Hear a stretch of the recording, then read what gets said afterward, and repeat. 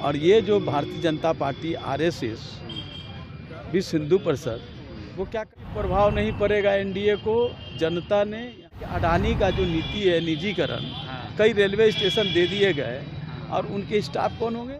सिन्हा जी जब थे उस समय क्या क्या हुआ था, हम उस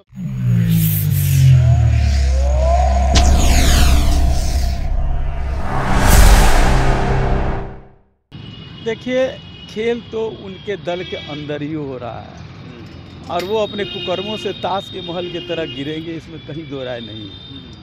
इसका साफ है। 28 तारीख को शपथ होता है और 30 तारीख को राष्ट्रपिता महात्मा गांधी का वहाँ शहादत दिवस पर नमन होता है। किस तरह नीतीश कुमार जी सैंडविच बने हुए हैं, ये चित्र आप लोगों ने भी प्रदर्शित करने का काम किया है। तो ये उनके दल के लोगों को खुशी होगा कि नाराज़गी होगी, तो खेला तो उनके लोग करेंगे। हम तो जनता के साथ हैं और हम सच्चाई के साथ हैं। आप ही के पार्टी से हैं अवध बिहारी चौधरी जी स्पीकर, वो अभी तक इस्तीफा नहीं दिए हैं और लोगों का अनुमान ये है कि 10 तारीख जो फ्लोर टेस्ट है उस दिन विधायक हो सकता है कि बगावत कर दे जदयू से और फिर से तेजस्वी की सरकार बन जाए। भैया उनसे कोई इस्तीफा मांगा है क्या? कोई मांगा है? विधानसभा की नियमावली और उनका संविधान को अध्ययन करना चाहिए। कौन लोग ये बात कर रहे हैं? विजय सिन्हा जी जब थे उस समय क्या क्या हुआ था, हम उस सब काम करने वाले नहीं हैं।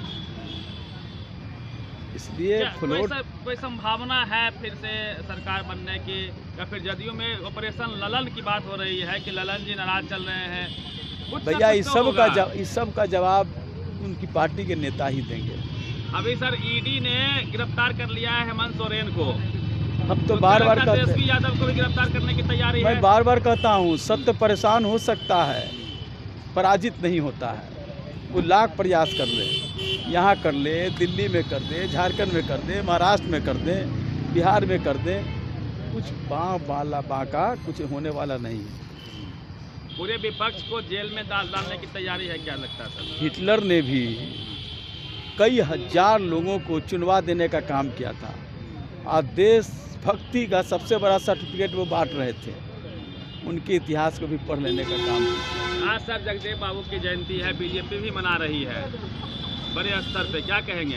बीजेपी ने तो कर्पूरी ठाकुर का भी मनाया, जगदेव बाबू को भी मनाया, जिनके हम व्यक्तित्व के सादा उनके विचारों के प्रति प्रतिशील हैं और उनसे प्रभावित हैं। जगदेव बाबू का जो था, इस 100 में 90 भाग हमारा है, 90 पर 10 का राज नहीं चलेगा। और ये जो भारतीय जनता पार्टी आरएसएस विश्व हिंदू परिषद वो क्या करती रही है? अभी जिस तरह के निकले हैं वैकेंसी और उसमें क्या कहा गया है, या जो उद्यमी योजना के लिए निकले हैं वो क्या है? आपको वन व्यवस्था को आप मजबूत करना चाहते हैं। वन व्यवस्था से भारत का संविधान इजाज़त नहीं देती है, लेकिन आप निजीकरण कर रहे हैं। निजीकरण में कोई आरक्षण नहीं है, तो आप किनका परेशानी कर रहे हैं? जगदेव बाबू का शहादत किन लोगों ने किया था? वो मूल्य आज भी पड़ाव पर पड़ा हुआ है। हम उसको मंजिल तक पहुंचाने का काम करेंगे। अभी सर रेलवे के लिए एलपी में जो बहाली आई, मैं तो कह रहा हूँ कि 50,000 से ज़्यादा वैकेंसी था, लेकिन निकला है 5600। ये क्या दर्शाता है? दर्शाता है कि अडानी का जो नीति है निजीकरण, कई रेलवे स्टेशन दे दिए गए और उनके स्टाफ कौन होंगे? निजी होंगे। ये तो इसीलिए कम वैकेंसी निकल रही है। ये खेला को जनता जान रही है, छात्र भी जान रहे, इसीलिए आंदोलन कर रहे हैं। जिस मैदान में, गांधी मैदान में आप लोग नियुक्ति पत्र बांट रहे थे, उसी मैदान में एलपी के छात्र जो प्रदर्शन कर रहे थे उनको दौड़ा के पीटा गया, क्या कहें? भैया जो तानाशाही शक्तियाँ होती है, जो सामंती शक्तियाँ होती है, वो इस तरह की हरकत करती है। लेकिन हम लोग ऐसी शक्तियों से लड़ना जानते हैं, पराजित होना नहीं जानते हैं। एक आखिरी सवाल लेते हैं सर, 24 में कितना प्रभाव पड़ेगा? एनडीए के साथ नीतीश जी गए हैं, कोई प्रभाव नहीं पड़ेगा एनडीए को। जनता ने यहाँ तय कर चुकी है और नरेंद्र मोदी जी का, चाहे ये डबल इंजन की सरकार, इन सबका पराजय होना तय है, क्योंकि जनता ने तय कर दिया है।